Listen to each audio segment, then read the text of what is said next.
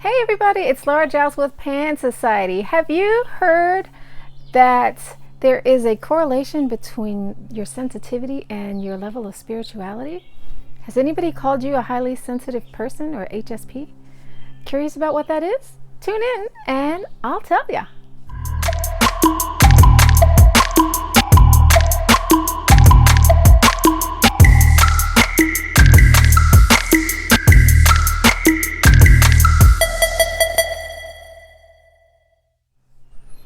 Hi, thanks for tuning in to Pan Society channel, and I'm talking today about HSPs, or highly sensitive people, in spirituality. So you may have seen this going around social media or, on the internet, or maybe you've heard it from your friends, that there's a lot of things saying, are you a highly sensitive person? And the symptoms or the signs are things like you pick up other people's energy and you feel other people's feelings. Maybe you react strongly to foods. Sound and light bothers you. Chemicals bother you. Smells bother you. So there's all kinds of things that other people don't notice that you react to.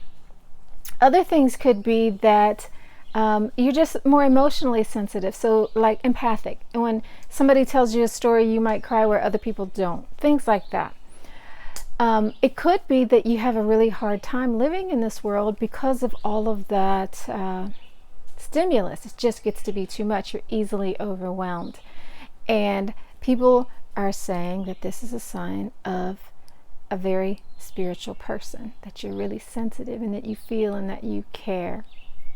Some of you know I work as a licensed clinical social worker. That doesn't mean with food stamps and welfare or foster care. It means that I have a degree in social work and I work in the field of counseling, holistic counseling specifically. For me anyway, not everybody. And so I see a lot of people who come in and say, I'm an HSP and my life is so hard because it's just too much. I'm overwhelmed all the time by all of this stuff, and I'm just so spiritual that I can't deal with it.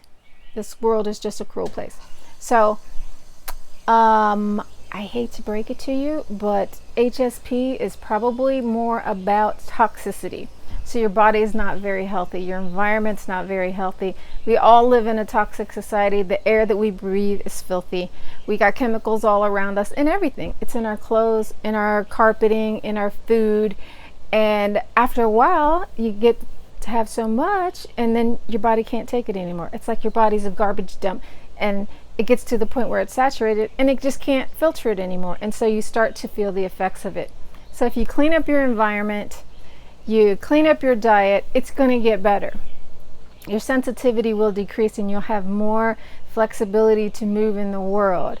And this thing about emotions, picking up other people's emotions, that's really about not having the greatest energy boundaries. So I can feel other people's emotions.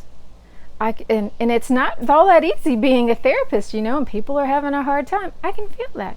But the difference is I don't react to it.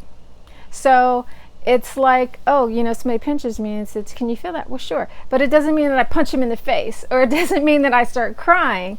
Yeah, I feel that. And I'm just going to keep my experience separate from someone else's experience, or I'm just not going to react to it. So there's a huge difference between sensitivity and reactivity.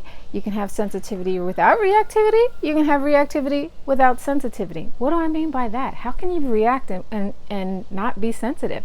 Well, some people just seem to kind of pop off and you don't even know what happened. So what's going on is that something is happening below their level of understanding. And it seems like it's going from 0 to 60 because they're not tapping into what's going on until it reaches the boiling point. So being a highly sensitive person doesn't really have any sort of correlation between spirituality and not spirituality. If you're not highly sensitive, it doesn't mean that you're not spiritual. It just means that maybe, it could mean you're healthy, actually. Your body's healthy or your environment's healthy. The other thing I want to say about this is that I'm a trauma therapist. And quite often, when somebody has this going on, it's because they've had trauma and it's unresolved. So what happens when there's trauma is that something makes us go, ah! and then we don't exhale. And so there's nowhere for us to go from here. So our breath remains very, very shallow. And then the next time something else makes us go, there's no place to breathe in and to take it in. And so we just become really, really reactive all the time. So when you start taking care of the trauma, it's like you got this balloon and it's filled with air and you're letting it out a little by little. It goes. So now this thing that was just ready to pop anytime you touch it becomes spongy and some flexibility, and you can maneuver now. And that's kind of what a healthy nervous system does. It responds to the environment. Whereas if your nervous system is taxed out, there's no place for it to go but to overreact. So HSPs, what does it mean? It probably means you got some toxicity in your environment, in your body. It means that you probably don't have the greatest energy boundaries. Probably means you got some trauma history. So if you want some relief that's going to last, and it's not like, oh, just this is my plight forever, I'm just doomed to be a spiritual person living in this cruel world, work on those things and let me know how it helps.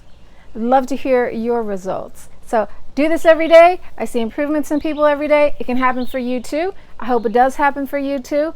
And this is not to say that you don't have some spiritual experiences that are heightened because of this, because when you pay more attention to things in the environment, you're going to catch more things that are spiritual too. You're going to catch the ugliness, you're going to catch the light side.